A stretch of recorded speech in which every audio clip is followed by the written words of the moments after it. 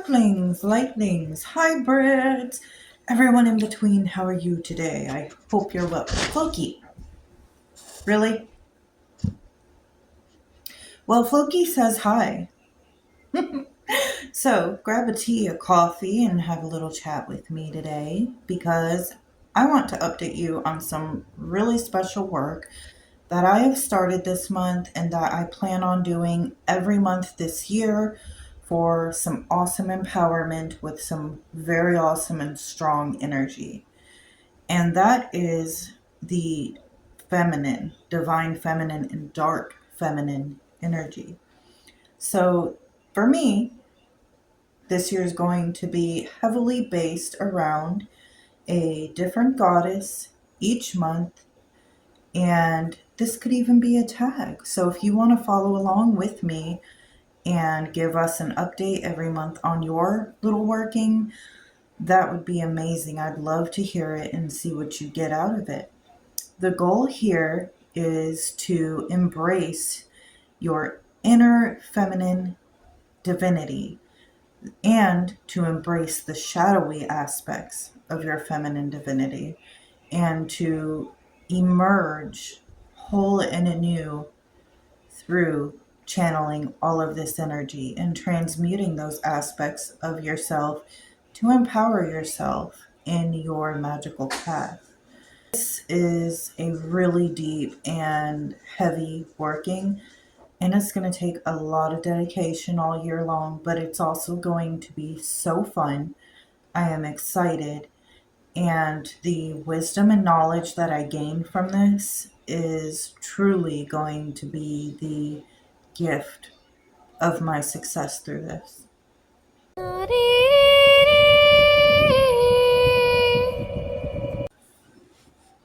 Okay, so this whole thing, I call it 13 months, 13 keys.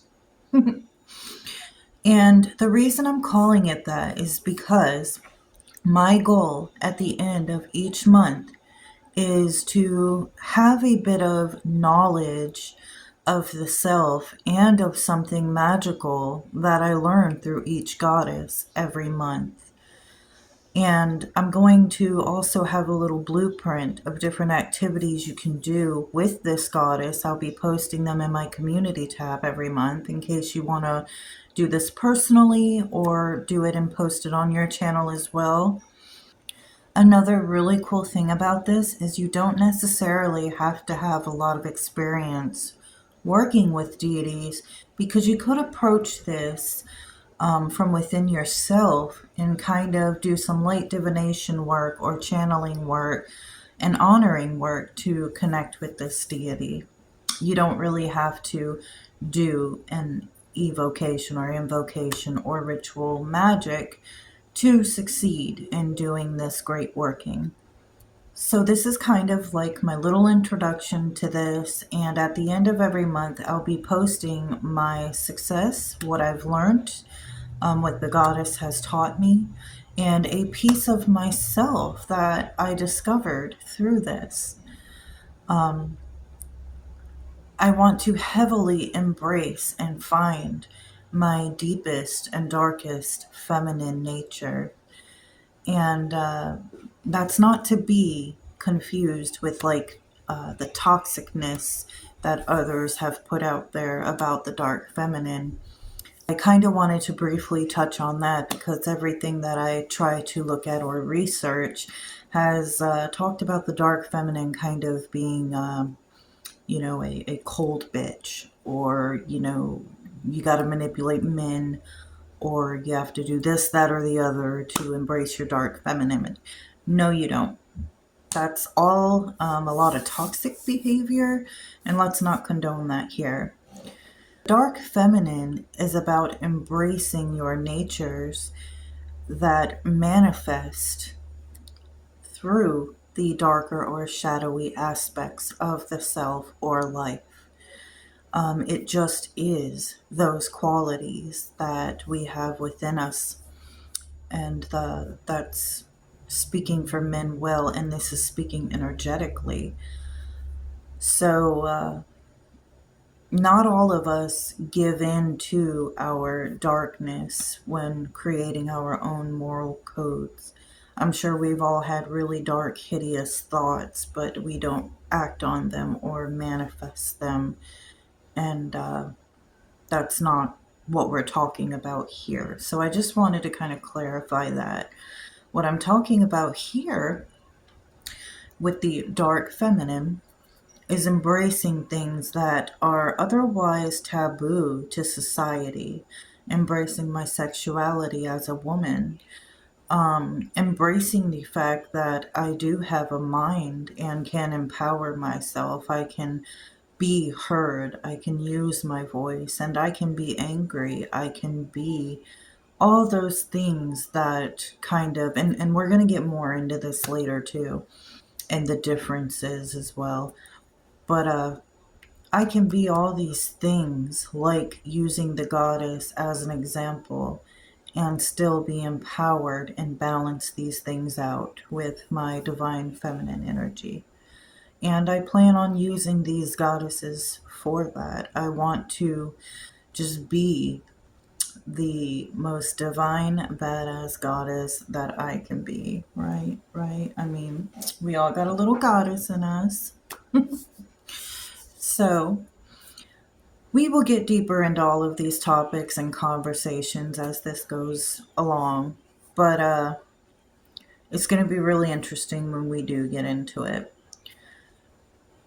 But for now, I am going to talk about the different goddesses that I plan on working with and what I plan on doing with them, and go from there. And each month I will give you a detailed video on all of my workings that month with the goddess, all of my readings and altar showings, because I'm going to create a altar in honor for every goddess I work with each month, and that's going to be so fun and lovely.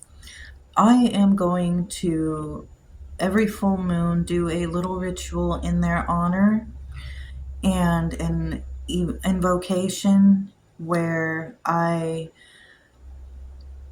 receive the knowledge, magical knowledge that I want from them, which will be the keys, hence the name for the tag. All of these keys are unlocking and opening doors within myself to empower myself using this energy. I will also be offering my menstrual blood from my cycle. It's in league with the new moon. And the reason for that is because I think there is nothing more powerful or feminine than offering the divine feminine and that piece of yourself which creates life. We'll be doing many spreads and readings each month with each goddess. I will be creating a different oil for each goddess every month, so I'm excited to share that with you and those recipes. And also, I will be kind of switching up a little bit of how I honor them, how I ritual with them, because I feel like it should be special for each individual goddess. I want to gift them with just as much energy as I hope to receive from them. I'll also be doing a lot of astral work, hoping to be able to travel through some doorways to obtain some knowledge that way as well. And this month, for the month of January, I decided to start off with Hecate because Hecate and I, we go way back. I think she is brilliant, and she definitely is like that mother or queen figure of all witches, I believe, anyway, personally. And she's that torch. She is that way. She is the shower of the darkest and most hidden paths. And I would really like to learn more from her. I also want to ask her to guide me through this long working as I go through it each month this year. Some of you may be questioning Why 13? For one, it's a sacred number of the goddess, and also we actually have 13 months in our calendar or our year if you go by the moon cycles. So that's why I'm actually doing this by the moon cycles. So the next full moon is when I will be transitioning into the next goddess. So I'm really, really excited to share all of this with you. And my next video, I'll show you some of the decks I'll be working with. You guys, if you're going to do this and follow along, make sure you got you a journal so you can document this great grimoire working. I will have the little blueprints and prompts up for you in the community tab within the next few days. So you kind of have like an outline on what to work with while working with the goddesses each month. And you guys definitely be picking out your decks. I do suggest a goddess deck because one of the goddess decks that I am working with has great depictions of the goddesses themselves, and tarot can be used for more than just reading. They can also be links or little portals. And if you would like me to, leave me a comment. I can definitely do some short videos on like how I like to connect and start that relationship or that link with the spirits, entities, or deities, and how I can channel that information and kind of grow and feel that bond energetically. And also, I will do some vlogs when I put up the altars. I will vlog when I make my oils, and maybe even vlog some of the tarot spreads.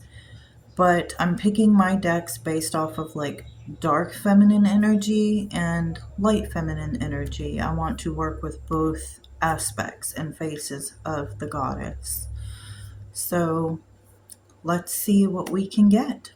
After Hecate, I have Lilith, I have Inanna, I have Freya, I have Kali, Sophia, a few other ones. So them are just a couple of the names. Of course, Isis, and there's a couple of them out there, but I'm going to leave some as a little surprise for you. But yeah, so if you are going to do this too, go ahead and pick out the goddesses that you would like to work with each month.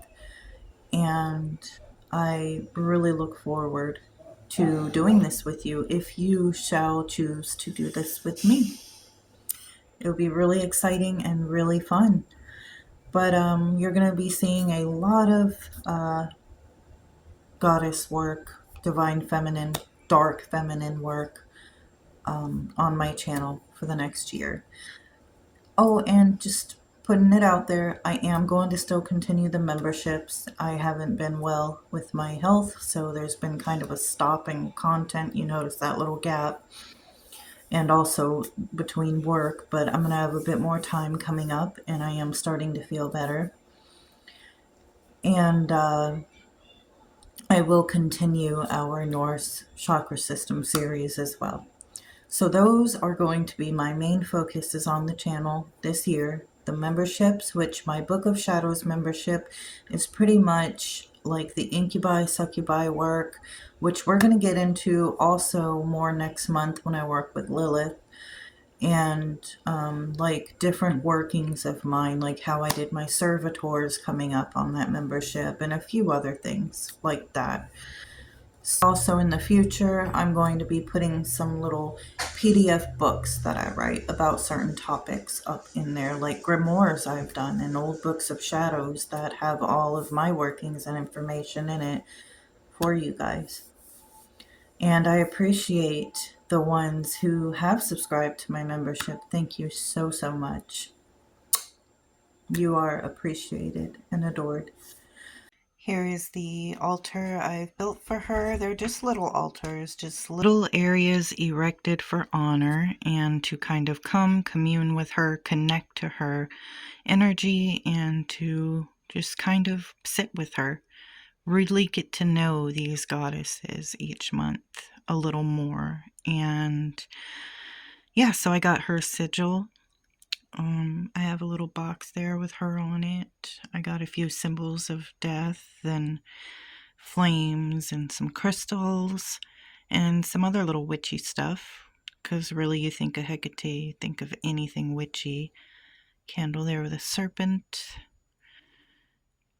So, yeah, it's kind of perfect. I've got my little jar of moon water here that I'll be making all of the oils with this year.